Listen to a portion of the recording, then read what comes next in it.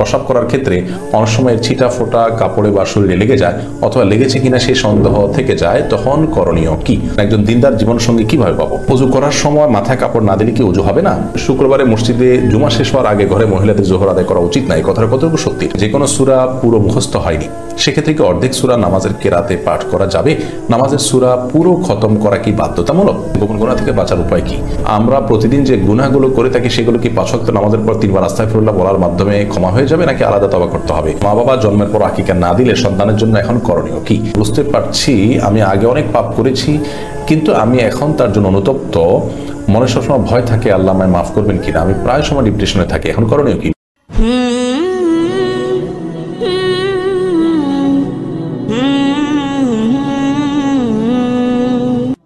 রাহিমা জাহান রাহি আপনি লিখেছেন, প্রসাব করার ক্ষেত্রে অনেক সময় ছিটা ফোটা কাপড়ে বা শরীরে লেগে যায় অথবা লেগেছে কিনা সেই সন্দেহ থেকে যায়, তখন করণীয় কি? দেখুন, কাপড়ের ছিটা ফোটা যদি আপনার লেগে যায় নিশ্চিত, তাহলে সেক্ষেত্রে খুব ছোট ছিটা লাগলে সেটা নিয়ে আপনার অরিড হওয়ার কোনো কারণ নেই, সালাত হয়ে যাবে। ধরুন আপনার সুইয়ের আগে যে পরিমাণ লাগলো কোনো অসুবিধা নেই। আর যদি অনেক বেশি লাগে, বড় ফোঁটা লাগে বা অনেক ফোঁটা পড়ে, তাহলে সেক্ষেত্রে যে জায়গা পড়ছে সেই জায়গাটা ধুয়ে ফেলবেন। আর যদি আপনার নিচের সন্দেহ হয়, কিন্তু আপনি নিশ্চিত না হন যে আদৌ লেগেছে কি লাগেনি, তাহলে সেক্ষেত্রে এই সন্দেহের ভিত্তিতে আপনি এটাকে নিয়ে আপনি অরিড হওয়ার কোনো কারণ নেই। নিশ্চিত না হলে সেটা আপনার নাপাক হিসাবে ধরা হবে না। আকাশ এআইডি থেকে আপনি লিখেছেন, একজন দিনদার জীবনসঙ্গী কিভাবে পাবো? দিনদার জীবনসঙ্গী বা সঙ্গিনী পাওয়ার জন্য সর্বপ্রথম নিজেকে দিনদার হওয়ার চেষ্টা করতে হবে এবং নিজে ভালো মানুষ হওয়ার চেষ্টা করতে হবে, নিজের চরিত্রকে ভালো রাখার চেষ্টা করতে হবে, পূর্বের গুনাহের জন্য আল্লাহর কাছে ইস্তেগফার করে ক্ষমা চেয়ে তওবায়ে নাসুহা বা খাঁটি তওবা করতে হবে। দ্বিতীয়ত, দিনদার জীবনসঙ্গী পাওয়ার জন্য বা সঙ্গিনী পাওয়ার জন্য সূরা ফুরকানের 74 নম্বর আয়াতে যে দোয়া শেখানো আছে, রব্বানা হাব লানা মিন আজওয়াজিনা ওয়া যুররিয়াতিনা কুররাতা আ'ইউন ওয়াজআলনা লিল মুত্তাকিনা ইমামা, এই দোয়া বিশেষ করে পাঠ করতে হবে। সেই সাথে দিনদার জীবনসঙ্গী সঙ্গিনী পাওয়ার জন্য দ্বীনি সার্কেল মেনটেন করতে হবে। দ্বীনি সমাজ, দ্বীনি পরিবেশ, দ্বীনি বন্ধু বান্ধব, এটা যখন মেনটেন করবেন তখন তাদের মাধ্যমে দিনদার মানুষদের সন্ধান আপনি খুঁজে পাবেন এবং তাদের মাধ্যমে আপনি ভালো মানুষ পেতে আপনার জন্য সহজ হবে ইনশাআল্লাহ বিইذনিল্লাহ। এর পাশাপাশি সাধারণভাবে আল্লাহর কাছে দোয়া করতে থাকবেন, ইনশাআল্লাহ বিইذনিল্লাহ আল্লাহ তাআলা ব্যবস্থা করবেন। বিচক্ষণতার সাথে জীবন সঙ্গী নির্বাচন করতে হবে, তাদের বিষয়ে ভালো করে খবর নিতে হবে। দিনদারিতা শুধুমাত্র যেন বাহ্যিকভাবে না হয়, ভেতরেই যেন দিনদারিতা থাকে, সেজন্য খুব ভালোভাবে অনুসন্ধান এবং যাচাই বাছাই করে পরীক্ষা নিরীক্ষা করে সিদ্ধান্ত নিতে হবে। সেই সাথে ইস্তেখারার মাধ্যমে আপনি বিবাহ করতে পারেন। এই কাজগুলো আপনি যখন করবেন ইনশাআল্লাহ বিইذনিল্লাহ ভালো জীবন সঙ্গী বা সঙ্গিনী পাওয়া সহজ হবে। আল্লাহ তাআলা আমাদেরকে সবাইকে এই মহামূল্যবান সম্পত্তি অর্জন করার তৌফিক দান করুন যারা এখনো বিবাহ করেননি। এরপরে মনের কথা এটি থেকে আপনি লিখেছেন, ওযু করার সময় মাথায় কাপড় না দিলে কি ওযু হবে না? ওযু করার সময় যদি মাথায় কাপড় নাও দেন তবু ওযু হয়ে যাবে। ওযু করার সাথে মাথায় কাপড় দেওয়ার আসলে কোনো সম্পর্ক নেই, বরং আপনি যখন ওযু করবেন আপনার তো চুলের গোড়া, কানের লতি, এই সবগুলো ধুইতে হবে। তো আপনি মাথায় কাপড় রেখে এগুলো কিভাবে ধোবেন?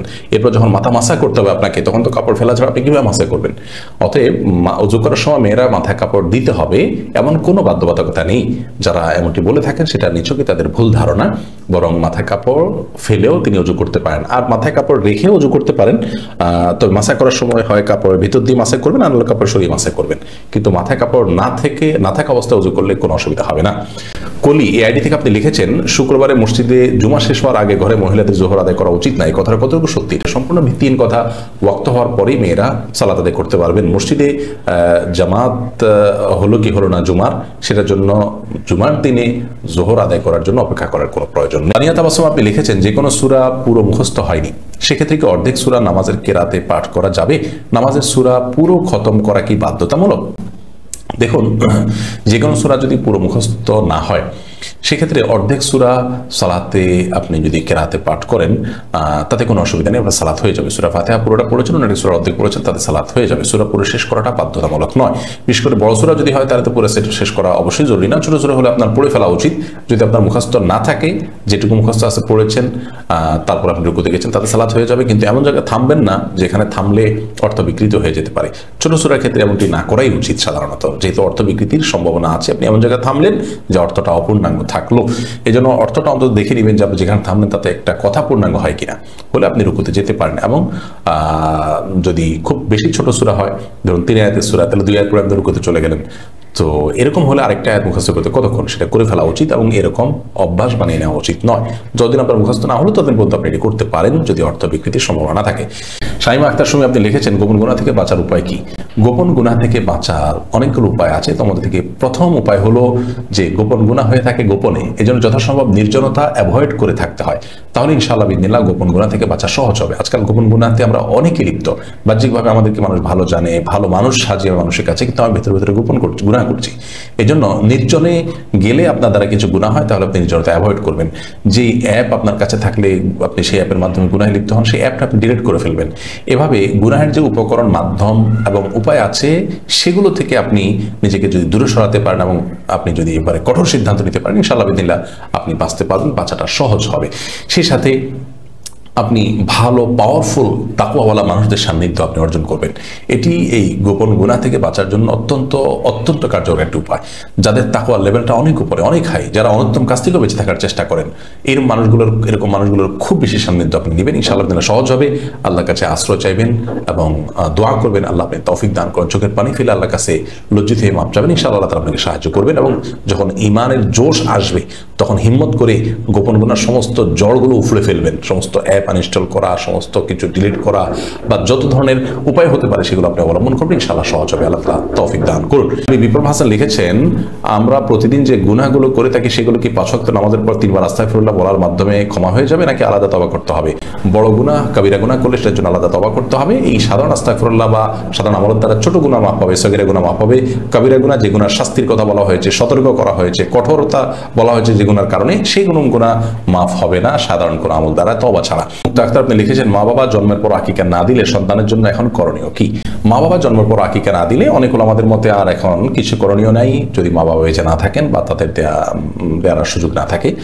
আর যদি দেওয়ার সুযোগ থাকে তাহলে তারা বড় হওয়ার পর আকিকা দিতে পারেন, জায়েজ আছে। তবে সুন্নাহটা ছুটে গেল, 7ম 14তম বা 21তম দিনে আকিকা করার সুন্নাহ, সে সুন্নাহটা আদায় হলো না আর কি। আর মা বাবা আকিকা দেননি, এখন সন্তান নিজের আকিকা নিজে দিতে পারবেন কিনা, এটা অনেক ওলামা ইকরাম বলেছেন পারবেন। কারণ অনেক সালাফ বলেছেন যে আমার মা বাবা আকিকা দেননি, এমনটি জানতে পারলে আমি নিজেটা নিজে দিতাম। এটার ভিত্তিতে অনেকে জায়েজ বলেছেন। আবার অনেকে বলেছেন যে আকিকার এই কাজটি মূলত বাবার জন্য প্রযোজ্য হয়, এটি সন্তানের জন্য প্রযোজ্য হয় না, যার কারণে বাবা যদি না দেন এবং এখন আর বাবার দেওয়ার সুযোগ না থাকে তাহলে আর এটা দেওয়ার দরকার নেই। তো মোদ্দা কথা হলো যে যদি আকিকা ছোটবেলা দেয়া না হয় তাহলে পরবর্তীতে দেয়া যেতে পারে। বিশেষ করে বাবা যদি বেঁচে থাকেন তিনি অবশ্যই দিতে পারেন, যদিও সে দেওয়াটা সুন্নাহ সম্মতভাবে হলো না, অন্তত না হওয়ার চেয়ে ভালো হলো, এতটুকু হলো। এটাকে বেশিরভাগ ওলামা ইকরাম জায়েজ বলেছেন। আদিবা সিনথিয়া আপনি লিখেছেন, আমি বুঝতে পারছি আমি আগে অনেক পাপ করেছি, কিন্তু আমি এখন তার জন্য অনুতপ্ত। মনে সবসময় ভয় থাকে আল্লাহ আমায় মাফ করবেন কিনা। আমি প্রায় সময় ডিপ্রেশনে থাকি, এখন করণীয় কি? বোন, অতিরিক্ত ডিপ্রেশন শয়তান আমাদের মধ্যে সৃষ্টি করে আমাদেরকে আল্লাহ পথে নিরাশ করাবার জন্য। আল্লাহ রহমত থেকে কাফের ছাড়া কেউ নিরাশ হতে পারে না। বিধায় পাপ করেছেন তার জন্য ভয় যেমন থাকবে, আল্লাহ তাআলা ক্ষমাশীল, মহা ক্ষমাশীল, তিনি ক্ষমা করবেন সে আশাটাও আপনার মধ্যে থাকতে হবে।